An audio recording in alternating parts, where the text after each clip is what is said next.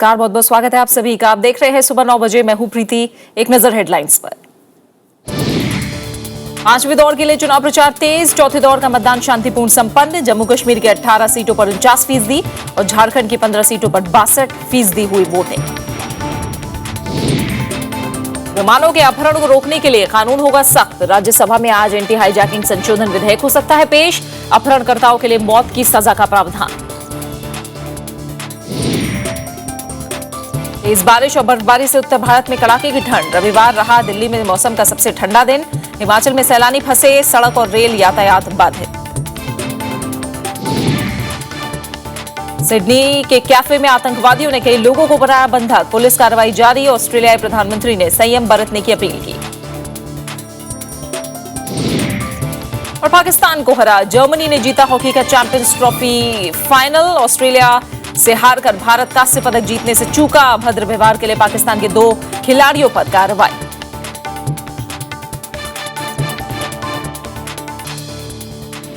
सबसे पहले बात करेंगे विधानसभा चुनाव से जुड़ी हुई। जम्मू कश्मीर में चौथे दौर का मतदान कल शांतिपूर्ण तरीके से संपन्न हो गया। कड़ाके की सर्दी और हाल ही में बढ़े आतंकी हमलों के बावजूद सूबे के मतदाताओं ने बढ़ चढ़कर अपने मताधिकार का इस्तेमाल किया। इस दौर में राज्य की 18 सीटों पर कुल 49% वोटिंग हुई। इसके साथ ही मुख्यमंत्री उमर अब्दुल्ला और पूर्व मुख्यमंत्री मुफ्ती मोहम्मद सईद समेत कई कद्दावर नेताओं की सियासी तकदीर ईवीएम में कैद हो गई है। जम्मू कश्मीर की 18 विधानसभा सीटों पर रविवार को वोट डाले गए। जबरदस्त ठंड की वजह से सुबह मतदान केंद्रों पर कम मतदाता नजर आए, लेकिन दिन चढ़ने के साथ ही लंबी कतारों में लोग मतदान करते नजर आए।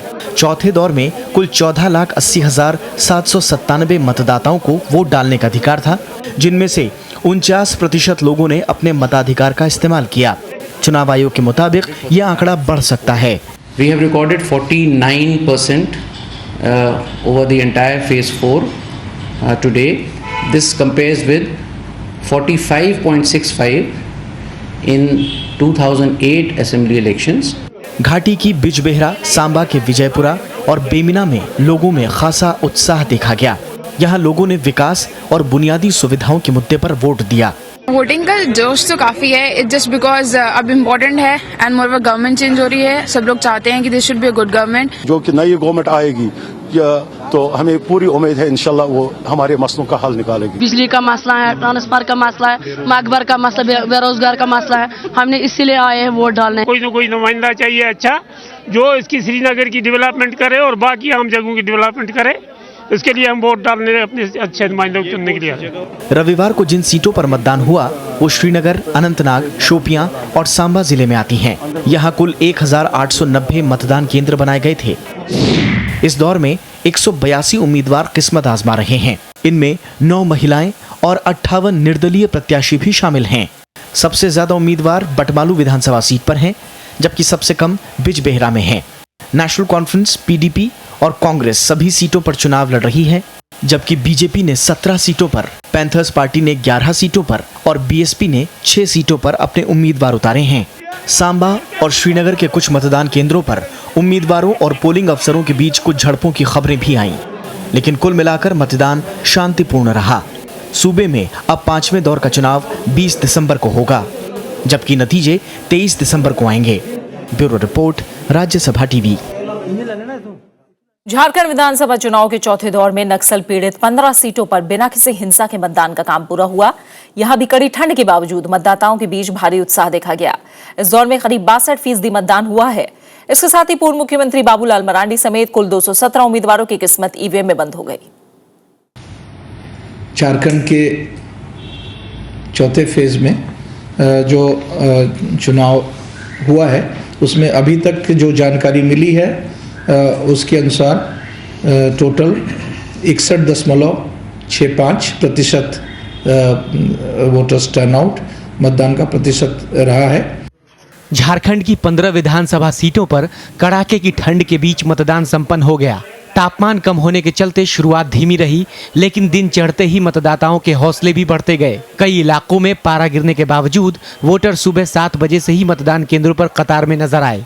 युवा जोश के साथ हम लोग को ठंडा का कोई असर नहीं है। हम लोग के अंदर काफी गर्मी और उत्साह बढ़ा हुआ है अपना मतदान करने के लिए। मतदान सबको करना है, उसी के तहत पहले मतदान फिर जलपान के पद्धति पर हम लोगों ने मतदान को प्राथमिकता दिया और यहाँ आकर के पहले मतदान किया है।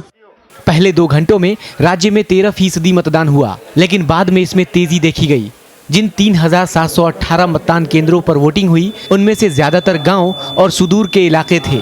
महज 615 पोलिंग बूथ ही शहरी इलाकों में थे। नक्सल पीड़ित होने के बावजूद मतदाताओं के उत्साह में कोई कमी नहीं देखी गई। वोट देना is always exciting. First time भी आई वाज एक्साइटेड एंड अभी भी I am excited. I will continuously give vote. महिला मतदाताओं ने वोटिंग में खासी दिलचस्पी दिखाई और बड़ी तादाद में उन्हें मतदान केंद्रों पर देखा गया। बड़े बूढ़े भी मौसम की परवाह किए बगैर वोटिंग के लिए घर से निकले। ज्यादातर मतदाताओं ने विकास को अहम मुद्दा करार दिया, लेकिन कुछ मतदाताओं ने बताया कि किसी खास पार्टी के बजाय साफ सुथरी छवि वाले विधायक को चुनना उनकी प्राथमिकता में है। अच्छा नेता को चुन के जाए कि कुछ हमारा एरिया का काम हो, यही सोच के कि हम लोगों का कुछ भला हो। शांतिपूर्ण और बेहतर मतदान के लिए चुनाव आयोग ने कोई कसर नहीं छोड़ी थी। फिर भी कुछ इलाकों में ईवीएम में गड़बड़ी के चलते लोगों को परेशानियों का सामना करना पड़ा। जो भी मशीनरी चीज है 1 घंटा पहले से दुरुस्त होना चाहिए। अब समय पर लोग खड़ा, इतने लंबे लाइन लग गए हैं, मशीन खराब है, इसीलिए तो जो आदमी मतदाता है वो तो कभी ऊब के भाग जाते हैं कि इतना लाइन है, भी मशीनें खराब है, कितने लोग भाग जाते हैं। धनबाद और बोकारो में शाम के 5 बजे तक वोटिंग हुई, जबकि बाकी सीटों पर शाम के 3 बजे ही मतदान की प्रक्रिया खत्म हो गई। 716 बूथ अति संवेदनशील और 2007 बूथ संवेदनशील श्रेणी के थे, जिन पर अतिरिक्त चौकसी बरती गई। रविवार के मतदान के बाद सिर्फ आखिरी चरण का मतदान बाकी है। Bureau report, Rajya Sabha TV. Jammu Kashmir और झारखंड विधानसभा चुनाव में अब 5वें दौर का मतदान बाकी रह गया है। सभी पार्टियों ने इस दौर के लिए प्रचार अभियान तेज कर दिया है। 5वें दौर में जम्मू कश्मीर की 20 और झारखंड की 16 सीटों पर 20 दिसंबर को वोटिंग होनी है। प्रधानमंत्री नरेंद्र मोदी आज झारखंड में 2 रैलियां करेंगे। उनकी पहली रैली दुमका में होगी। इसके बाद नरेंद्र मोदी साहिबगंज के बरहेट में चुनावी सभा को संबोधित करके बीजेपी उम्मीदवारों के पक्ष में माहौल बनाने की कोशिश करेंगे। जेएमएम के उपाध्यक्ष और मुख्यमंत्री हेमंत सोरेन बरहेट विधानसभा सीट से ही चुनाव लड़ रहे हैं।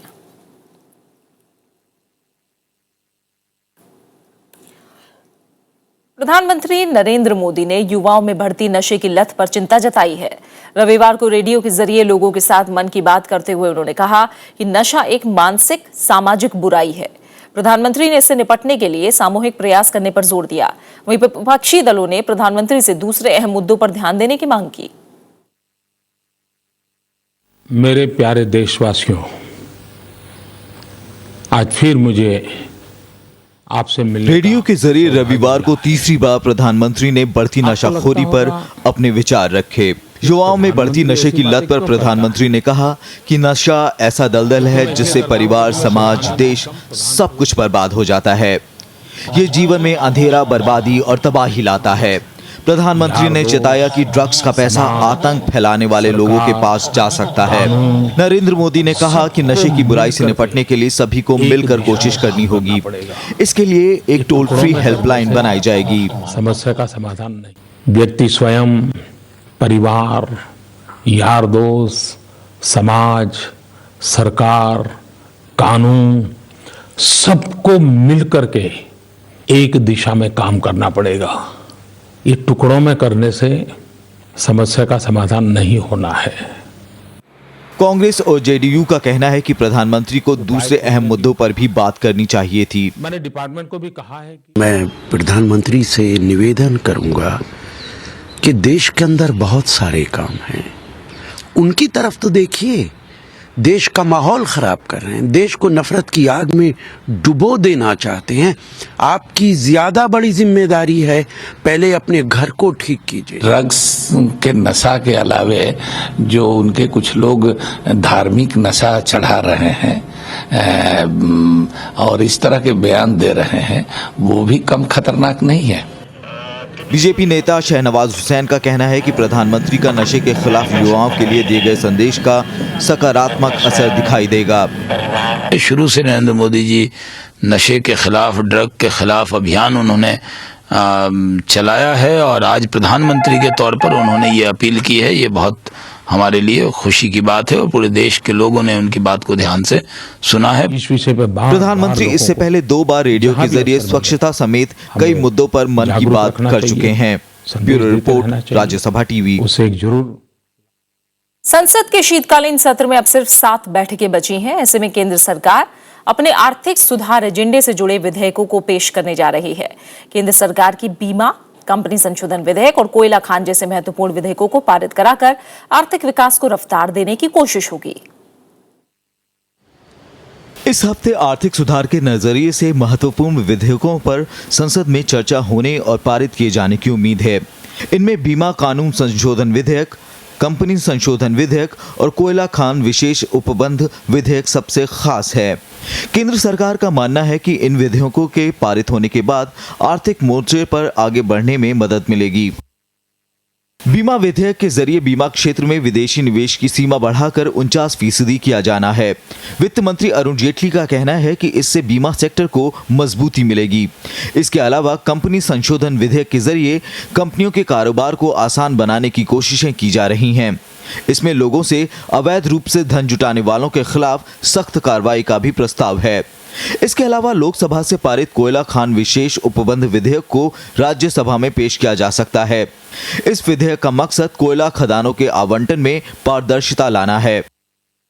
केंद्र सरकार एंटी हाईजैकिंग कानून को भी सख्त बनाने जा रही है। राज्यसभा में आज एंटी हाईजैकिंग संशोधन विधेयक 2014 पेश किया जाएगा। नए विधेयक में अपहरणकर्ताओं के लिए मौत की सजा का प्रावधान किया जाएगा। प्रस्तावित कानून में किसी विमान को रोकने के लिए सुरक्षा एजेंसियों को ज्यादा अधिकार दिए गए हैं। संसद के मौजूदा शीतकालीन सत्र में लोकसभा से 13 और राज्यसभा से 9 विधेयक पारित हुए हैं। इस लिहाज से शीतकालीन सत्र काफी सफल रहा है। लोकसभा से पारित भुगतान और निपटान प्रणाली संशोधन विधेयक, निरसन और संशोधन विधेयक को भी राज्यसभा से पारित किया जाना है। इन विधेयकों के अलावा सरकार लोकपाल और लोकायुक्त संशोधन विधेयक, क्षेत्रीय ग्रामीण बैंक संशोधन विधेयक, सार्वजनिक परिसर गैर कानूनी कब्जा विधेयक और वेयर हाउसिंग कॉरपोरेशन संशोधन विधेयक को भी पारित कराना चाहती है। 24 नवंबर से शुरू हुए शीतकालीन सत्र में अब तक 15 बैठकें हो चुकी हैं। Bureau report, Rajya Sabha TV. राष्ट्रीय जांच एजेंसी ने रविवार को आतंकी संगठन आईएस के समर्थक ट्विटर अकाउंट को चलाने वाले आरोपी मेहदी मसरूर के परिवार से पूछताछ की। इस बीच बेंगलुरु पुलिस का कहना है कि मेहदी ने @शमी_विटनेस नाम का ट्विटर अकाउंट चलाने की बात कबूली है। आतंकवादी संगठन इस्लामिक स्टेट का समर्थन करने वाले ट्विटर अकाउंट @शमी_विटनेस चलाने के आरोप में गिरफ्तार मेहदी मसरूर विश्वास से पूछताछ की जा रही है। पुलिस की विशेष जांच टीम मेहदी के वर्चुअल और वास्तविक संबंधों की जांच में जुटी है। देश में उसके किसी संपर्क और आईएस के स्लीपर सेल होने की जांच भी हो रही है। उसके ट्विटर फॉलोअर्स का भी अध्ययन किया जा रहा है। मेहदी फिलहाल 5 दिन की पुलिस हिरासत में है। आईएनए ने रविवार को कोलकाता में मेहदी मसरूर के परिवार से भी पूछताछ की। ब्रिटेन के चैनल 4 ने खबर दिखाई थी कि विदेशी जिहादियों को फॉलो किए जा रहे ट्विटर अकाउंट का संबंध भारत से है। इसके बाद बेंगलुरु में आईटीसी कंपनी में काम करने वाले मेहदी मसरूर विश्वास को उसके फ्लैट से शनिवार को गिरफ्तार किया गया था। Bureau report, Rajya Sabha TV. सर्दी ने अपना असर दिखाना शुरू कर दिया है। हिमाचल और जम्मू कश्मीर में पिछले 2 दिनों में तेज बर्फबारी हो रही है। हजारों गाड़ियां इस बर्फबारी में फंसी हुई हैं। वहीं दिल्ली, पंजाब, हरियाणा सहित उत्तर प्रदेश और महाराष्ट्र में हुई बारिश के बाद पारा सामान्य से नीचे चला गया है। बारिश और कोहरे के चलते हवाई सेवाएं बाधित हुई हैं और करीब सभी ट्रेनें देरी से चल रही हैं। दिल्ली सहित आसपास के राज्यों में लगातार हो रही छिटपुट बारिश के बाद पारा तेजी से गिरा। खराब मौसम का असर हवाई सेवाओं पर भी पड़ा है। उत्तर और पश्चिम भारत की तरफ जाने वाली करीब सभी ट्रेनें कई घंटों की देरी से चल रही हैं। ट्रेनें मैक्सिमम 3 से 4 घंटे रनिंग लेट चल रही हैं। सारी ट्रेनें लेट चल रही हैं। कोई भी ट्रेन राइट टाइम नहीं है। उत्तर प्रदेश में लखनऊ सहित इलाहाबाद, बांदा, गोरखपुर, बनारस भी शीतलहर की चपेट में है। महाराष्ट्र और मध्य प्रदेश के कई जिलों में बारिश के बाद ठंडी हवाएं चल रही हैं। महाराष्ट्र के नासिक जिले में ओले और बेमौसम बारिश से फसलों को काफी नुकसान पहुंचा है। मौसम विभाग का मानना है कि 1-2 दिनों तक ये स्थिति बनी रहेगी। बारिश भी हुई है, एनसीआर दिल्ली में हुई है, हरियाणा में हुई है, यहाँ तक कि राजस्थान, मध्य प्रदेश, महाराष्ट्र, हिमाचल प्रदेश, उत्तराखंड, कई जगह आज बारिश हुई है। अगले दो दिन तक ये मौसम बना रहेगा। बादल छाए रहेंगे ज़्यादातर उत्तर पश्चिम भारत में। पहाड़ों में हल्की सी मध्यम दर्जे की बर्फ पड़ेगी। हिमाचल प्रदेश में 2 दिनों से हो रही बर्फबारी ने जहां सैलानियों के चेहरों पर खुशी ला दी, वहीं स्थानीय लोगों की मुश्किलें बढ़ा दी हैं। शनिवार और रविवार को बर्फबारी शुरू होने के बाद बड़ी संख्या में सैलानियों ने कुफरी का रुख किया। फागू और नारकांडा में भी हल्का हिमपात हुआ है, जिससे इस पहाड़ी इलाके में दृश्य और मनोरम हो गया। बहुत मन परेशान हुआ कि बारिश में कैसे आगे, ठंड भी बहुत लग रही थी। और जब सुबह उठे हम आज सुबह, तो ऐसा लगा कि वाइट चादर सभी बिछी हुई है, दरख्त वाइट हुए हुए हैं, तो ऐसा लग रहा है कि जन्नत में आ गए हैं। अब तो वापसी का दिन था हमारा, तो शिमला में हल्की बर्फबारी देखी तो हमने रीप्लान किया कुफरी आने का। आगे रास्ता बंद है, लेकिन हमें यहीं काफ़ी मज़ा आ रहा है। जम्मू कश्मीर सबसे ठंडा स्थान रहा। लेह में न्यूनतम तापमान 0 से 9.4 डिग्री सेल्सियस नीचे दर्ज किया गया। नजदीक के कारगिल शहर में न्यूनतम तापमान 0 से 10.2 डिग्री सेल्सियस नीचे दर्ज किया गया, जो कि राज्य का सबसे ठंडा स्थान रहा। श्रीनगर में न्यूनतम तापमान 0.5 डिग्री सेल्सियस दर्ज किया गया। Bureau report, Rajya Sabha TV. और आप बने रहे हमारे साथ, हम लौट रहे हैं एक छोटे से ब्रेक के बाद।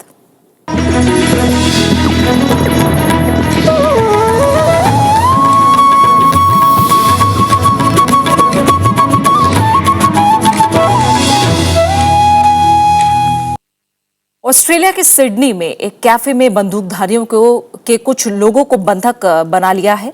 स्थानीय मीडिया में जारी तस्वीरों में कैफे के अंदर कई लोगों को हवा में हाथ उठाए देखा जा सकता है। एक अनुमान के मुताबिक कैफे के अंदर करीब 40 लोग हैं। अंदर मौजूद आतंकी खिड़की से इस्लामिक स्टेट के झंडे लहरा रहे हैं और तस्वीरों में दिखाई दे रहा है कि कैफे के अंदर 2 लोग हाथ में काले झंडे जैसा कुछ लिए हुए हैं। और इन झंडों पर आपको बता दें कि सफेद रंग में अरबी में कुछ लिखा हुआ है। इस बीच प्रधानमंत्री टोनी अबेट ने लोगों से अपील की है कि वो घबराएं नहीं और सामान्य तरीके से अपना काम करते रहें। उन्होंने कहा है कि सरकार स्थिति पर नजर रखे हुए है। साथ ही टोनी अबेट ने कहा है कि अब तक साफ नहीं हुआ है कि इन आतंकवादियों का मकसद क्या है। आपको बता दें कि ये कैफे शहर के बीचों बीच मार्टिन प्लेस में है। यहां रिजर्व बैंक ऑफ ऑस्ट्रेलिया के साथ साथ देश के 2 बड़े बैंकों का मुख्यालय भी है। There are people who would wish to do us harm.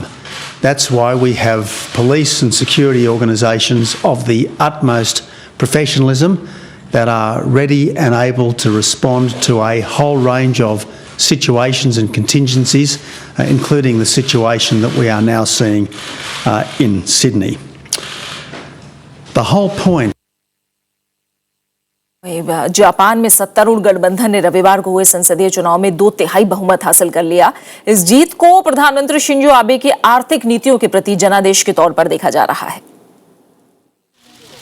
Japan में हुए चुनाव में शिंजो आबे की लिबरल डेमोक्रेटिक पार्टी को निचले सदन हाउस ऑफ रिप्रेजेंटेटिव्स में दोबारा बहुमत मिला है। एलडीपी ने बौद्ध समर्थित कोमेइटो पार्टी के साथ मिलकर 475 में से 325 सीटों पर जीत का परचम लहराया है। एलडीपी को 290 जबकि कोमेइटो पार्टी को 35 सीटें मिली हैं। इस जीत को शिंजोनॉमिक्स के समर्थन के तौर पर देखा जा रहा है। प्रधानमंत्री शिंजो आबे ने इस जीत को बड़ी जिम्मेदारी बताया। とりあえずは目標であったですね、自公で過半数、衆議院の選挙というのは政権選択の選挙でありますから、我々の政権が自公政権が続いていくということが確定した。ということについては一安心しております。また同時に大きな責任を感じています。बेशक शिंजो आबे जितनी बड़ी जीत चाहते थे, ये उतनी बड़ी नहीं है। उनकी आर्थिक नीतियों ने अमीर और गरीब के बीच की खाई को पाटने में अब तक सफलता नहीं पाई है। बावजूद इसके जापानियों को शिंजो आबे से उम्मीदें पहले से ज्यादा हैं। 貧富の差が激しくなってきてるような気がするのね、日本って。だからもうちょっとみんなが豊かになれるように頑張ってほしいなって思ってる。मुख्य विपक्षी दल डेमोक्रेटिक पार्टी ऑफ जापान को 73 सीटें मिली हैं, जो पिछले चुनाव से 11 ज्यादा हैं। इन चुनाव को शिंजो आबे की नीतियों पर जनमत संग्रह के तौर पर देखा जा रहा था। जानकारों का मानना है कि आबे के सामने चुनौतियां पहले से ज्यादा बढ़ गई हैं। ずっと行き詰まってたんですよね。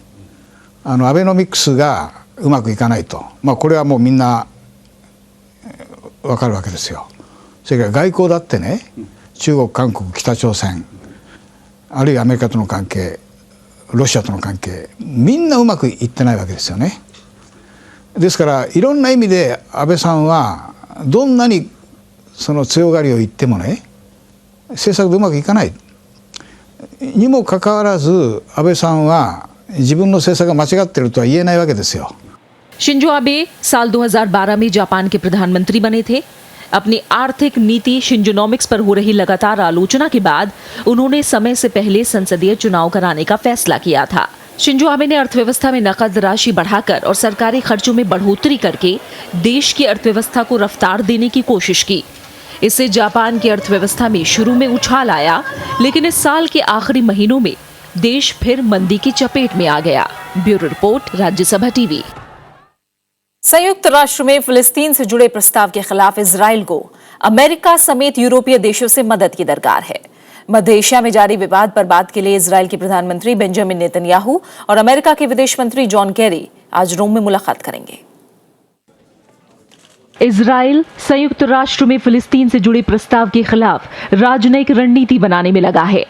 सोमवार को रोम में इजराइल के प्रधानमंत्री बेंजामिन नेतन्याहू और अमेरिका के विदेश मंत्री जॉन केरी से मुलाकात करेंगे। इजराइल को उम्मीद है कि अमेरिका जॉर्डन के प्रस्ताव पर वीटो कर सकता है। מחר אני אצא לרומא להיפגש עם ראש ממשלת איטליה, מתאו רנזי, ועם מזכיר המדינה האמריקני ג'ון קרי. אני אומר לשניהם שישראל עומדת במידה רבה כאי בודד אל מול נחשולי האסלאם הקיצוני. फिलिस्तीन की स्थापना से जुड़े कई प्रस्ताव संयुक्त राष्ट्र सुरक्षा परिषद में हैं। पिछले महीने जॉर्डन की तरफ से प्रस्ताव रखा गया था। इसमें नवंबर 2016 तक इजराइल को फिलिस्तीन के कब्जा वाले इलाकों से हटने की मांग की गई है। रविवार को रोम में रूस के विदेश मंत्री सर्गेई लावरोव और अमेरिका के विदेश मंत्री जॉन केरी की मुलाकात हुई। इस दौरान पश्चिमी एशिया, इजराइल और यूक्रेन के हालात पर चर्चा हुई। Changing his schedule and traveling on short notice to be here. Look forward to our conversations. I'm delighted to welcome him here to the American Embassy residence in Rome. Thank you. Middle East issue is crucial for making sure that we don't allow this situation to degrade further, and I would be very much interested in discussing what we can do together to avoid this. वहीं फिलिस्तीनी कट्टरपंथी संगठन Hamas के लड़ाकों ने Gaza में अपने 27वें स्थापना दिवस पर परेड की और इजराइल के खिलाफ लड़ाई जारी रखने की बात कही। Bureau report, Rajya Sabha TV. Peru की राजधानी लीमा में चले जलवायु परिवर्तन पर संयुक्त राष्ट्र का सम्मेलन COP20 नाटकीय अंदाज में खत्म हुआ। आखिरी क्षण में चीन की तरफ से उठाई गई आपत्तियों के बाद किसी तरह इस सम्मेलन के घोषणा पत्र में बदलाव किए गए। कुल मिलाकर सभी देशों को इस सम्मेलन से कुछ न कुछ हासिल जरूर हुआ। चीन की तरफ से उठाई गई आपत्तियों के बाद एक क्षण को ऐसा लगा कि COP20 असफल हो गया। 我们需要一个立马共识。是，但就目前的形势而言 ，ADB 的工作出现了僵局。 हालांकि इसके बाद मैराथन मीटिंग्स के दौर चले और आखिरकार एक घोषणा पत्र पर सहमति बन गई। इस घोषणा पत्र की खास बातें कुछ इस तरह से हैं। 2015 तक एक महत्वाकांक्षी योजना पर काम करना, जिसमें क्षमता अनुसार देशों की जिम्मेदारियां तय की जाएं। विकसित देश जलवायु परिवर्तन से प्रभावित विकासशील देशों को आर्थिक सहायता प्रदान करेंगे। सभी देश जलवायु परिवर्तन को लेकर अपने वादों की सूची 2015 की पहली तिमाही तक जमा करेंगे। सभी देशों को अपनी क्षमता से ज्यादा प्रयास करने की कोशिश करनी होगी। संयुक्त राष्ट्र की जलवायु परिवर्तन समिति सभी देशों के वादों पर नवंबर 2015 तक अपनी रिपोर्ट तैयार करेगी। C'est un bon document. La présidence péruvienne a très bien travaillé et je pense que c'est une bonne base pour un accord à Paris. Donc c'est du très bon travail. The way that we were able to deal with that issue between the U.S. and China in the joint announcement of a few weeks ago actually ended up coming in quite handy here. Definitely moving forward, and much remains to be done in Paris next year, but I think a very, very important step in all of the different issues that now the COP president has enumerated already, policy catching up with science. Bharat का प्रतिनिधित्व कर रहे पर्यावरण मंत्री प्रकाश जावड़ेकर ने सम्मेलन के नतीजे पर खुशी जताते हुए कहा कि इससे अगले साल पेरिस में होने वाले सम्मेलन की सफलता के रास्ते खुल गए हैं। हालांकि कई पर्यावरणविदों ने इस घोषणा पत्र की आलोचना भी की। This is an incredibly weak text. The parties have just cut through something that is going to lead to all voluntary submissions of information, all voluntary ideas from countries about what kinds of emissions reductions they want to make. And the big picture is, when they're done, it's going to be very hard to know if we're actually able to avoid dangerous climate change or not. इस पूरे अवरोध को खत्म करने में चीन और भारत की अहम भूमिका रही। इन दोनों देशों ने पूरा जोर लगाते हुए ग्रीन हाउस गैस उत्सर्जन के मामले में विकसित देशों को जिम्मेदारी लेने पर मजबूर किया। विकसित देशों का कहना था कि ऐसी गैसों का उत्सर्जन विकासशील देश करते हैं और उन्हें ही इसकी सुधार पर आने वाली लागत वहन करनी चाहिए, जबकि विकासशील देश यही इल्जाम विकसित देशों पर लगा रहे थे। अब अगला सम्मेलन 2015 में पेरिस में होना है, जहां पर्यावरण को लेकर सभी देशों की जिम्मेदारियां तय की जाएंगी। Bureau report, Rajya Sabha TV. बात खेलों की। जर्मनी ने फाइनल मुकाबले में पाकिस्तान को 2-0 से हराकर चैंपियंस ट्रॉफी हॉकी पर कब्जा कर लिया है। जर्मनी ने 10वीं बार चैंपियंस ट्रॉफी खिताब जीता है। इससे पहले ऑस्ट्रेलिया से हारकर भारत कांस्य पदक जीतने से चूक गया।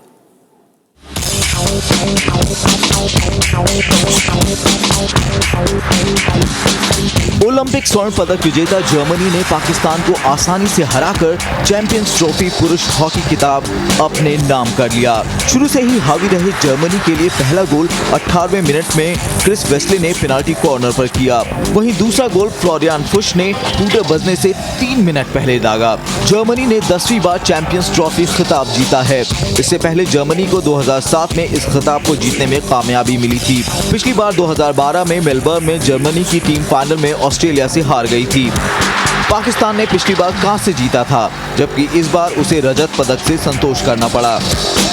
इससे पहले भुवनेश्वर के कलिंगा स्टेडियम में ऑस्ट्रेलिया के खिलाफ खेले गए मैच में भारत के पास टूर्नामेंट में 32 साल बाद पदक जीतने का सुनहरा मौका था, लेकिन गोल करने के कई मौकों को गंवाने की वजह से भारत को 1-2 से हार का सामना करना पड़ा। ऑस्ट्रेलिया के लिए कप्तान एडी ऑकेंडन ने 18वें मिनट और मैट गॉडसे ने 52वें मिनट में गोल दागे, जबकि भारत के लिए एकमात्र गोल ललित उपाध्याय ने 42वें मिनट में किया। इसके साथ ही भारत कांस्य पदक जीतने से चूक गया। भारत ने आखिरी बार चैंपियंस ट्रॉफी में 1982 में कांस्य पदक जीता था। Bureau report, Rajya Sabha TV. और अंतर्राष्ट्रीय हॉकी फेडरेशन ने चैंपियंस ट्रॉफी के सेमीफाइनल मैच में भारत को हराने के बाद दर्शकों की तरफ अभद्र व्यवहार करने के लिए 2 पाकिस्तानी खिलाड़ियों को एक मैच के लिए निलंबित कर दिया। ये खिलाड़ी है मोहम्मद तौशिक और अली अहमद। इस वजह से ये दोनों ही खिलाड़ी जर्मनी के साथ हुए फाइनल मुकाबले में नहीं खेल पाए।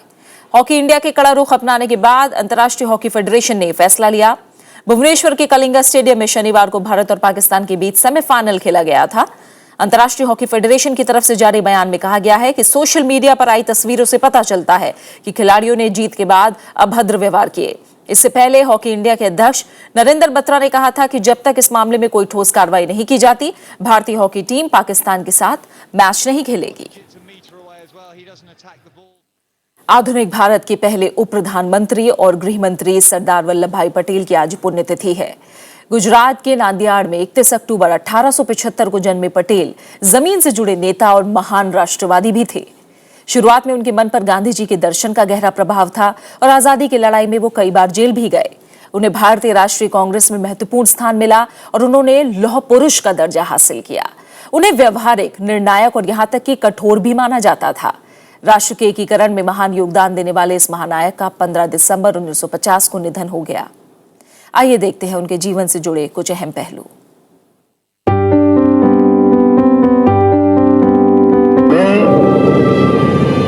आज तो ये आपको कहने के लिए आया हूं। हमारा कर्तव्य ये है कि हमें निश्चय कर लेना चाहिए कि हमें हिंदुस्तान में जितने लोग हैं सबको मिल के भाई भाई की तरह के रहना है और एक दूसरे के साथ और इस तरह से नहीं करना है। कोई भी कौन हो, सबको यही समझना चाहिए कि ये हमारा मुल्क है, हमें निश्चय करना चाहिए।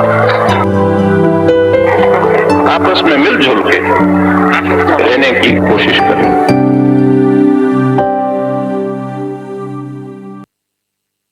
और अब आखिर में हेडलाइंस पर एक नजर। पांचवें दौर के लिए चुनाव प्रचार तेज। चौथे दौर का मतदान शांतिपूर्ण संपन्न। जम्मू कश्मीर की 18 सीटों पर 49% और झारखंड की 15 सीटों पर 62% हुई वोटिंग। विमानों के अपहरण को रोकने के लिए कानून होगा सख्त। राज्यसभा में आज एंटी हाईजैकिंग संशोधन विधेयक हो सकता है पेश। अपहरणकर्ताओं के लिए मौत की सजा का प्रावधान। तेज बारिश और बर्फबारी से उत्तर भारत में कड़ाके की ठंड। रविवार रहा दिल्ली में मौसम का सबसे ठंडा दिन। हिमाचल में सैलानी फंसे, सड़क और रेल यातायात बाधित।